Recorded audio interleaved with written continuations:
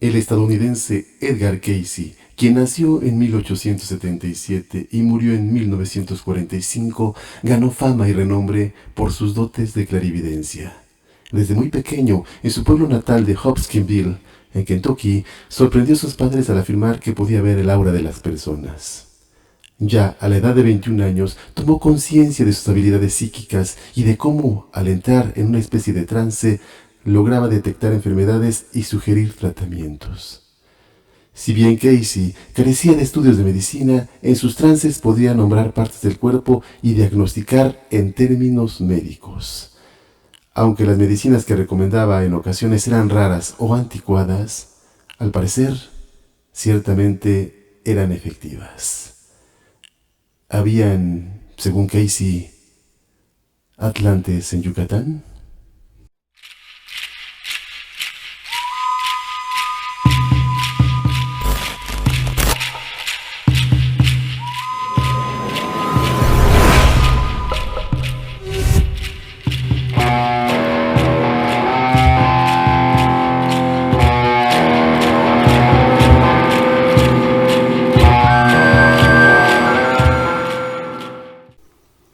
Cayce evitaba ver a sus pacientes y prefería mantener contacto con ellos por medio de correspondencia.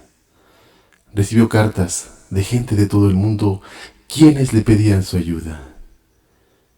Se dice que a lo largo de su vida escribió más o menos unas 30,000 lecturas, hechas mientras se encontraba en trance. Pero sus dones no se encaminaban únicamente al área médica. Cayce también descifró los cambios geológicos que ha sufrido el planeta y predijo los que estaban por venir. Afirmaba que la vida existe en ciclos interminables, en los que los seres espirituales ocupan un cuerpo después de otro. Las conclusiones a las que llegó fueron tomadas de las descripciones de vidas pasadas de sus pacientes en estado hipnótico. Algunos de estos decían ser reencarnaciones de atlantes y de lemurianos.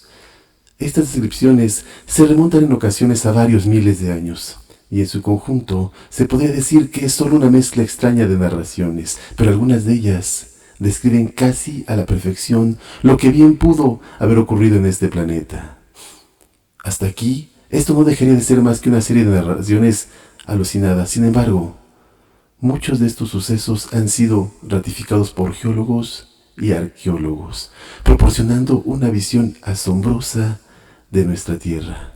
A través de sus lecturas, Edgar Cayce describe el hundimiento de dos grandes continentes, la Atlántida y Lemuria, en el Océano Atlántico y en el Océano Pacífico respectivamente. Cayce abrevia Lemuria con el nombre de Mu y describe a este continente como una gran extensión de tierra que cubría parte del Pacífico Sur y que se sumergió antes del fin de la Atlántida. Asimismo, explica que migrantes de Lemuria llegaron a la península de Yucatán y tomaron parte en el cambio de la civilización que ya se encontraba establecida allí, según él, por los atlantes. Pero a pesar de que, según este clarividente, llegaron personas de Lemuria a Yucatán, quienes dejarían una marcada y definitiva influencia en esta región serían los atlantes. De acuerdo con Cayce, en el momento en que la Atlántida es destruida, gran parte del territorio de Yucatán también se hundió, dejando la conformación geológica actual. Estas afirmaciones son afines a las tesis sostenidas por los expertos geólogos soviéticos citados por N.F. Sirov, quienes sostienen que un gran cuerpo continental se hundió en el Atlántico.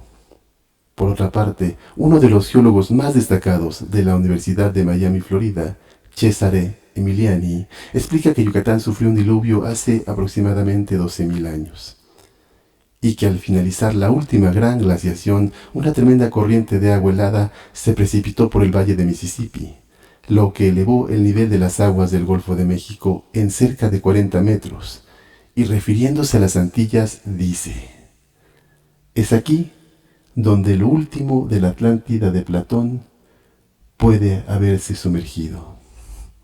Según Cayce, el perdido continente de la Atlántida se hundió después de 3 desastres consecutivos. Las lecturas de este clarividente afirman que como consecuencia de los cambios de eje del planeta, los polos han cambiado en repetidas ocasiones.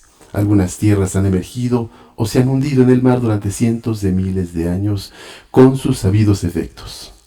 Regiones tropicales que se congelan y otras congeladas que se convierten en territorio fértil y cálido.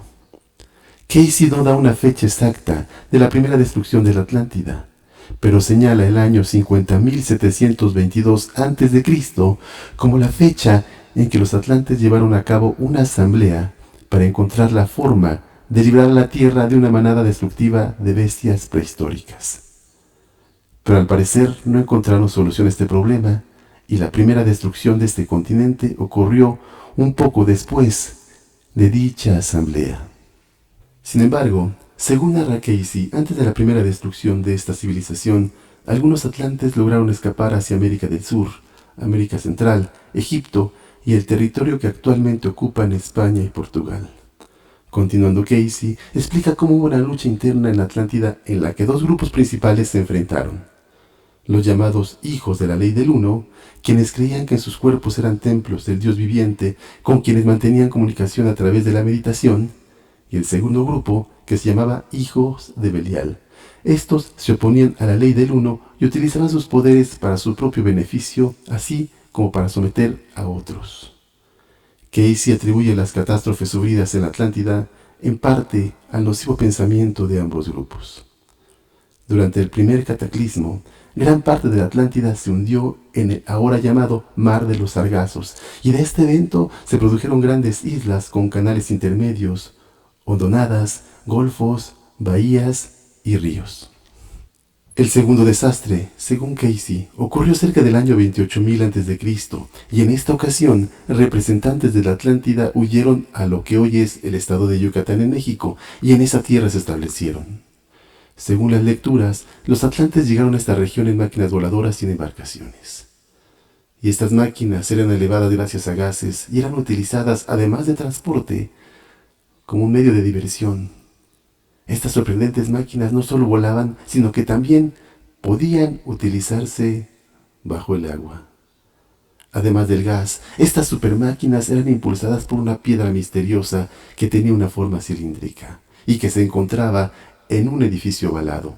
Esta piedra era activada además por los rayos del sol y producía una gran cantidad de energía que los atlantes sabían manejar.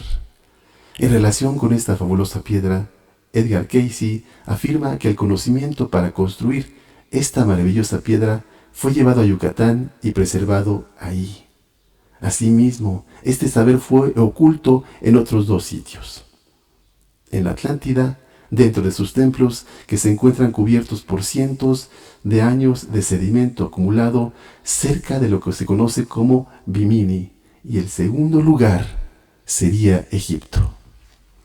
También afirmó que el éxodo de los atlantes fue algo planeado de manera minuciosa. En el caso de Yucatán, esta región ya se encontraba habitada aún cuando sus primeros moradores no tenían una cultura tan desarrollada como la que trajeron los atlantes. Según Casey, los atlantes en Yucatán erigieron templos para preservar y para propagar su fe original, así como el conocimiento de la relación que existe entre el ser humano y las fuerzas de la naturaleza creativa. A juzgar por las lecturas de Casey, los atlantes eran una civilización sumamente desarrollada, y tanto su saber como su arte lo dejaron plasmado en Yucatán. Asimismo, Casey afirma que un jefe militar que se llamaba Iltair, junto con su grupo de seguidores del culto del Uno, se asentaron en una parte de Yucatán con la idea de crear una civilización igual a la de la Atlántida. Pero sus templos fueron destruidos al mismo tiempo que fue el último cataclismo de la Atlántida, ya que también hubo grandes cambios físicos en el litoral de Yucatán. Hay una revelación muy importante que hace Edgar Casey, y dice que parte de esos templos los comenzaron a redescubrir en la década de los años 30 del siglo pasado, y que de hallar los restos de la segunda y tercera civilización de los atlantes, esto significaría, según sus palabras, algo terrible, pues dice que esto significaría el fin de la actual civilización de México. Pero además, de acuerdo con las lecturas de Casey, Los altares de los atlantes no eran utilizados para realizar sacrificios humanos, sino que eran utilizados para purificar los cuerpos.